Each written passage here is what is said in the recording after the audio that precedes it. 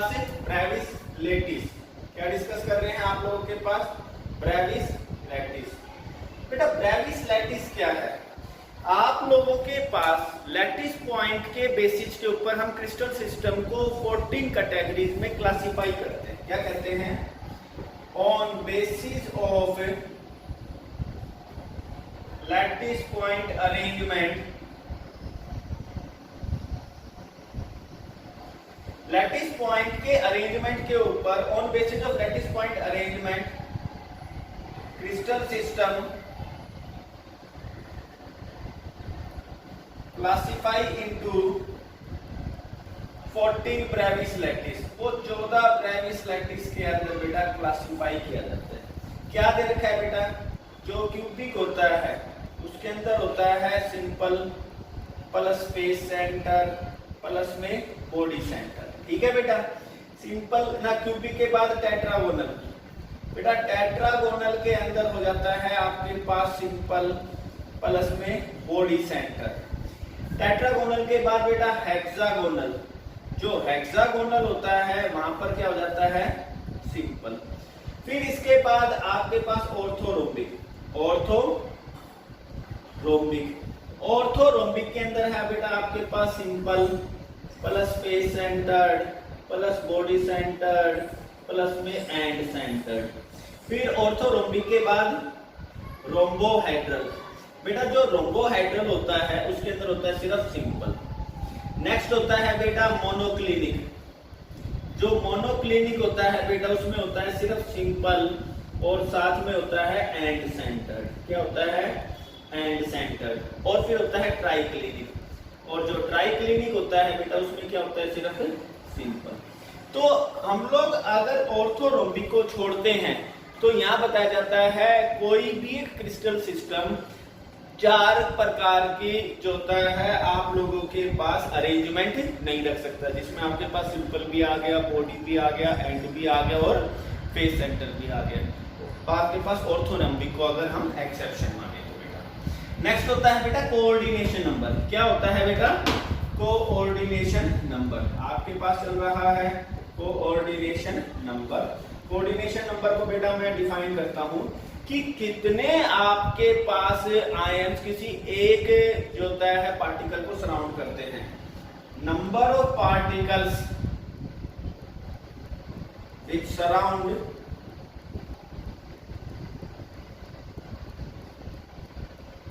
Particular particle, किसी विशेष particle को जो सराउंड करते हैं, कॉल्ड इट्स कोऑर्डिनेशन नंबर। उसको कहते हैं उसका कोऑर्डिनेशन नंबर। समझ में आई है मेरे से लोग? कितने पार्टिकल सराउंड करते हैं किसी एक पार्टिकल को कोऑर्डिनेशन के अंदर, वो क्या कहलाता है आपके पास? Coordination number. The number of particle surround a particle known as its coordination number, वो कहलाता है बेटा उसका कोऑर्डिनेशन नंबर। तो ये क्या है आप लोगों के पास बेटा? Coordination number. कोऑर्डिनेशन नंबर के आगे बेटा मैं डिस्कस करता हूं तो आप लोगों के पास आता है कंट्रीब्यूशन। क्या जाता है बेटा? Calculation of number of particles. क्या आते हैं आपके पास? Calculation of number of atoms in unit cell. In unit cell. तो बेटा हम यूनिट सेल के अंदर कैलकुलेशन करते हैं। आपकी स्क्रीन के ऊपर भी चल रहा है बेटा। सबसे पहले आता है सिंपल क्यूबिक यूनिट सेल। तो आप लोगों के सामने क्या बताया गया था बेटा? सिंपल क्यूबिक यूनिट सेल के अंदर, पहले आप लोग इसको देखते हैं आराम से। जो आपके पास एटम्स होते हैं वो सिर्फ कहां पर होते हैं? कॉर्नर पर। कहां पर होते हैं? कॉर्नर पर। तो टोटल कॉर्नर कितने हैं? 8। तो आपके पास यहां पर आता है जो नंबर ऑफ एटम्स। क्या आता है बेटा? नंबर ऑफ एटम्स कितने हो जाते हैं? 8। अच्छा, contribution from one side. Contribution from one side, एक साइड से आने वाला कंट्रीब्यूशन। इसको मैं रोकता हूं और यहां समझाता हूं। बेटा सिंपल क्यूबिक यूनिट सेल के अंदर एटम कहां पर है? कॉर्नर पर। एटम्स कहां पर हैं? At corner. अच्छा, कितने कॉर्नर है बेटा? मैंने बोला था 4 कॉर्नर नीचे और 4 कॉर्नर ऊपर। टोटल कितने कॉर्नर हुए? 8 कॉर्नर हुए। तो 8 कॉर्नर होते, टोटल नंबर ऑफ एटम्स तो हो गए 8। एक कॉर्नर से मुझे कितना हिस्सा मिलेगा। पहले अब एक बात करते हैं बेटा, जो होता है घर का एक कोना कितने कमरों से जुड़ा हो सकता है। तो देखिए जरा, आप लोगों के पास जो एक एग्जांपल देता हूं मैं बुक के थ्रू, ठीक है बेटा। ये देखिए जरा, ये आपकी तरफ है, ठीक है। तो ये वाला अगर कॉर्नर हुआ तो ये कॉर्नर पीछे वाले से जुड़ेगा, दूसरा हो गया। एक इसके साथ में होगा, तीसरा हो गया बेटा। एक जो होता है यहाँ पीछे की तरफ और एक इसके बगल में होगा, चार हो गए। तो अगर मैंने बेटा एक एटम यहां रख रखा है, ये ऊपर रख रखा है, तो ये वाला जो कॉर्नर है यहाँ पे जो एटम रखा हुआ है, एक तो इसके पास है, एक जो तुम्हारी तरफ गया हो गया, एक इधर और एक इसके सामने, 4। और बेटा 4 ही कहां चले जाएंगे, ऊपर। 4 ही कहां चले जाएंगे बेटा, ऊपर। आपको डायग्राम में भी दिखा रखा है। तो एक साइड से मुझे 1/8 हिस्सा मिलता है। कितना हिस्सा मिलता है, 1/8। तो टोटल एटम्स कितने हो जाएंगे बेटा, कुल एटम्स की संख्या थी 8, एक से मिल रहा है 1/8। तो आपको कॉर्नर से कितना कंट्रीब्यूशन मिलता है, 1। कॉर्नर से मुझे सिर्फ एक ही एटम मिलता है बेटा।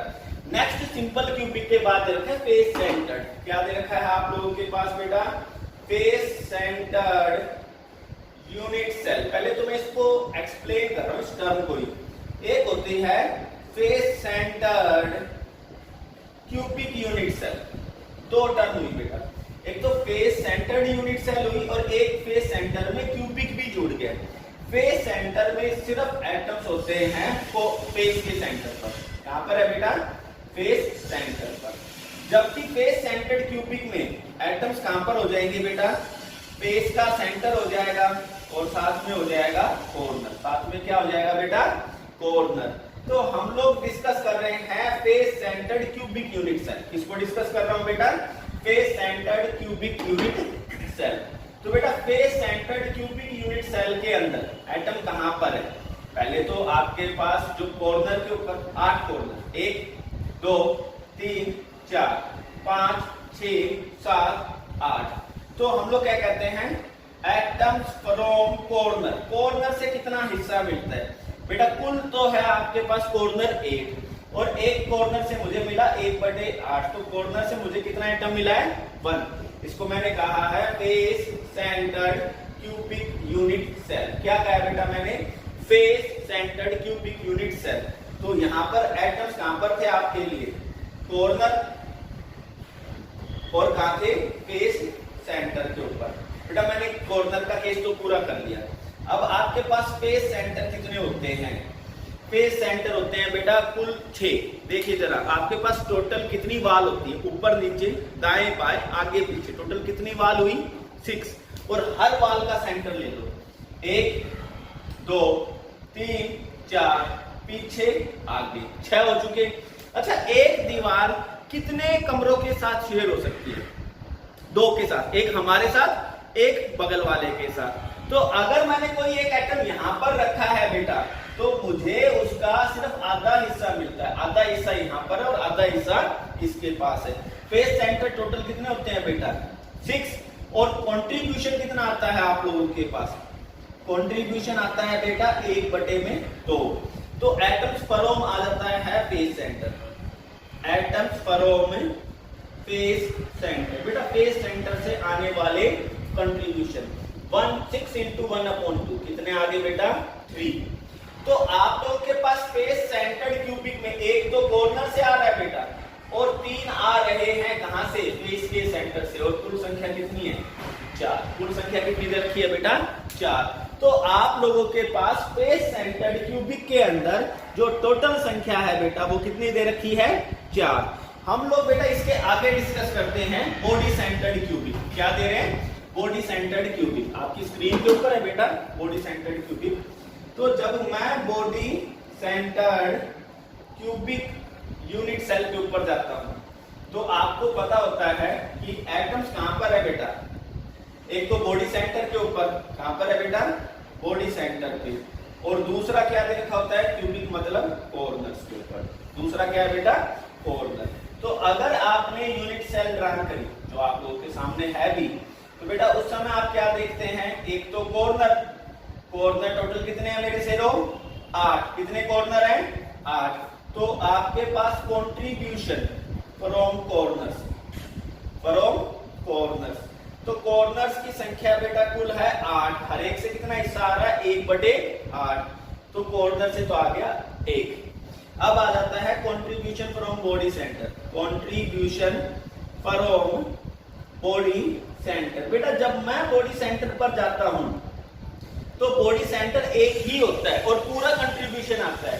तो बॉडी सेंटर क्यूबिक में एक कॉर्नर है और एक बॉडी सेंटर, कुल संख्या हो जाती है 2। कितनी संख्या हो जाती है बेटा 2। तो ये था आप लोगों के पास body centred cubic unit cell. और अगर मैं क्यूबिक को ड्रॉ कर दूं तो बेटा बॉडी सेंटर में सिर्फ एक क्यूबिक कॉर्नर है। क्यूबिक का क्या मतलब है बेटा कॉर्नर। अगर आपने क्यूबिक को ड्रॉप किया तो इसका मतलब आपने कॉर्नर को ड्रॉप किया, और कॉर्नर को ड्रॉप करने का मतलब है कि वहां से एक कम हो जाएगा, वहां से एक क्या हो जाएगा कम। बेटा मैं डिस्कस करता हूं इसके बाद end centred cubic unit cell. End centred cubic unit cell के अंदर बेटा कहां पे है एटम्स है आप लोगों के पास कॉर्नर के ऊपर, प्लस में क्या दे रखा है बेटा एंड सेंटर। क्या दे रखा है बेटा एंड सेंटर। अगर आप लोग इसके लिए सेल का डायग्राम बनाते हैं तो बेटा आप क्या देख पाते हैं कॉर्नर कितने हैं 8 कॉर्नर है। कितने कॉर्नर हैं 8। तो आप लोग वही कहते हैं कि कंट्रीब्यूशन है आपके पास फ्रॉम कॉर्नर कितना आता है बेटा कॉर्नर है 8, हर एक से कंट्रीब्यूशन 1/8, टोटल वैल्यू आ गई 1। अच्छा आपके पास एंड सेंटर का क्या मतलब है अपोजिट फेस। क्या है बेटा अपोजिट फेस। तो आपके पास आता है कंट्रीब्यूशन फ्रॉम एंड सेंटर। हम लोग डिस्कस करते हैं एंड सेंटर से कंट्रीब्यूशन। बेटा आपके पास एंड सेंटर फेस सेंटर ही है। कुल कितने हैं ये 2, हर एक से कंट्रीब्यूशन 1/2, वैल्यू कितनी आ गई 1। एंड सेंटर से 1, क्यूबिक से 1, कुल संख्या हो चुकी है 2। कुल संख्या कितनी है बेटा 2। तो ये था आपके पास end centred cubic unit cell. बेटा अब आप लोगों के पास यहां पे दे रखा है और वो दे रखा है edge centred cubic unit cell. बेटा एज का सेंटर और साथ में क्या दे रखा है कॉर्नर। अब मेरे से आप लोग इस चीज को समझते हो। बेटा सबसे पहले तो कॉर्नर है 1 2 3 4 5 6 7 8। तो हम लोग क्या कहते हैं एटम्स प्रेजेंट एट कहां पर प्रेजेंट है कॉर्नर पर, और दे रखा है आप लोगों के पास एज सेंटर पर। तो सबसे पहले आता है आप लोगों के पास कंट्रीब्यूशन फ्रॉम कॉर्नर। कॉर्नर से कितना कंट्रीब्यूशन है बेटा टोटल 8 कॉर्नर और हर एक से 1/8 कितना आया 1। अब आ जाते हैं बेटा एज सेंटर। मैंने बोला था एज सेंटर क्या मतलब होता है 2 कोनों को मिलाने वाली लाइन। ऊपर कितनी है 4, 1 2 3 और 1 4, नीचे भी 4 है 1 2 3 और 1 4। इसी तरह ऊपर से नीचे वालों को मिलाने के लिए भी कितनी है 4, 1 2 3 और 1 4। तो आपके पास आ जाता है बेटा यहाँ पे कंट्रीब्यूशन फ्रॉम एज। तो बेटा एज हो गई कुल मिला के आपके पास 12। कितनी हो चुकी है 12। केस इससे आगे है बेटा एक एज, ये वाली एज कितने से जुड़ी हो सकती है बेटा। जो एक एज है एक अपने से पिछले वाले मकान से जुड़ी होगी और 2 अपने ऊपर। तो अगर एक सेंटर पे रखा है तो वो 4 जो होता है यूनिट सेल में डिवाइड हो जाएगा। तो एक को कितना मिलेगा 1/4, कितने आगे 3। तो एज से आते हैं 3 और क्यूबिक से आ जाते हैं 1 और कुल मिला के हो जाता है बेटा 4। कितना हो जाता है 4। ये हो जाता है edge centred cubic unit cell. Edge centre cubic unit cell. बेटा अब आपकी स्क्रीन के ऊपर न्यूमेरिकल चल रहा है। हम लोगों ने अब न्यूमेरिकल डिस्कस करने हैं और आपके पास न्यूमेरिकल है कोई ये कंपाउंड है, इसके अंदर क्या दे रखा है B has cubic A and B have cubic structure. A कहां पर है बेटा कॉर्नर पर। कॉर्नर पर है तो इसका मतलब कितना हो गया बेटा 8 कॉर्नर होते हैं, हर एक से 1/8, टोटल वैल्यू कितनी आ चुकी 1। अब आ जाओ, बी कहां पर है आप लोगों के पास? बी फेस के सेंटर पर है। बी कहां पर है बेटा? फेस के सेंटर। कितने फेस के सेंटर थे? 6। हर एक से कंट्रीब्यूशन 1/2, टोटल वैल्यू कितनी आ गई? 3। तो ए बी 3, ये हमारा क्या दे रखा है बेटा? फॉर्मूला। क्या दे रखा है? फॉर्मूला। आपकी स्क्रीन के ऊपर बेटा सेकंड क्वेश्चन है। सेकंड क्वेश्चन के अंदर कहता है एक्स और वाई से मिलकर बना हुआ है। ये कहता है वाई कहां पे है? कॉर्नर के ऊपर। तो आप कॉर्नर पे चलते हो, टोटल 8 कॉर्नर है, हर एक से 1/8, टोटल वैल्यू कितनी आ चुकी? 1। अब x पे आ जाओ। x कहां पर है बेटा? बॉडी सेंटर पर। कहां पर है? Body centre. और बॉडी सेंटर एक होती है, कंट्रीब्यूशन भी एक ही आता है। तो इसका मतलब फॉर्मूला क्या हो गया आपके पास? x y। कितना फॉर्मूला हो चुका? x y। तो एक तो ये चीज गई। फिर इसके बाद कहता है कोऑर्डिनेशन नंबर। तो हम लोग कहते हैं कोऑर्डिनेशन नंबर जो होता है बेटा, वो टोटल होता है 8। कितना होता है? 8। बेटा जो आपके पास बॉडी के सेंटर पर होगा, जो बॉडी के सेंटर पर होगा वो कॉर्नर से जुड़ा होगा। वो किससे जुड़ा होगा बेटा? कॉर्नर से जुड़ा होता है आप लोगों के पास। तो इसलिए उसका जो होता है कोऑर्डिनेशन नंबर कितना हो जाता है? 8। कितना कोऑर्डिनेशन नंबर? 8। तो बेटा ये क्वेश्चन था। आपकी स्क्रीन के ऊपर जो अगला क्वेश्चन है काफी अच्छा क्वेश्चन है। ये कहता है कि अगर 1 ग्राम गोल्ड दे रखा एफसीसी में, 1 ग्राम गोल्ड है एफसीसी के अंदर, तो आपने वहां पर बताना अप्रोक्सीमेट यूनिट्स है। तो बेटा मुझे पता है कि 197 gram gold have number of atoms. बेटा कितने एटम्स हो जाते हैं? एवोगैड्रोस नंबर 6.02 10 की पावर 23 एवोगैड्रोस नंबर हो जाते हैं। तो 1 ग्राम में कितने हो जाएंगे? बटे में 197। बेटा आप लोग जब इसको सोल्व करते हो तो हमारे पास जो वैल्यू निकल के आएगी, अब यहां पर निकालते हैं बेटा। आप लोगों के पास इसने अप्रोक्सीमेट इसको 2 मान लिया, और 2 मान लेने पर आपके पास 6.02 1.97 बेटा 10 की पावर 23 और माइनस का 2। ठीक है, मैंने इसको 2 माना, 2 दिया 6 इंटू 10 की पावर बेटा 21 एटम्स की संख्या आ चुकी। ये तो मेरे पास टोटल एटम्स की संख्या है बेटा। अब मैं बताता हूं एट AU क्रिस्टलाइज किसमें हुआ है? क्रिस्टलाइज इन फेस सेंटर्ड क्यूबिक। तो फेस सेंटर्ड क्यूबिक के अंदर बेटा टोटल एटम्स की संख्या कितनी होती है? 4। 3 तो आते हैं बेटा फेस से, 1 आता है कॉर्नर से, टोटल संख्या कितनी आती है? 4। आप कहते हैं 4 atoms of gold make unit cell. कितनी यूनिट सेल बना देते हैं बेटा? आपके पास एक ही बनाते हैं, 4 एटम जुड़ेंगे, 1 यूनिट सेल। एक कितनी बना देगा अपॉन में? 4। और हमारे पास है कितनी? 3 इंटू 10 की पावर 21 कितनी बना देंगे? 3 इंटू 10 की पावर 21। बेटा 30 अपॉन में 4 इंटू 10 की पावर 20 कर दिया। हमारे पास आता है 4 5 4 7 28 29 30 4 5 20 और 10 की पावर 20। तो हमारा आंसर है 7.5। अप्रोक्सीमेट है 7.5 इंटू 10 की पावर 20 इंटू 10 की पावर बेटा 20।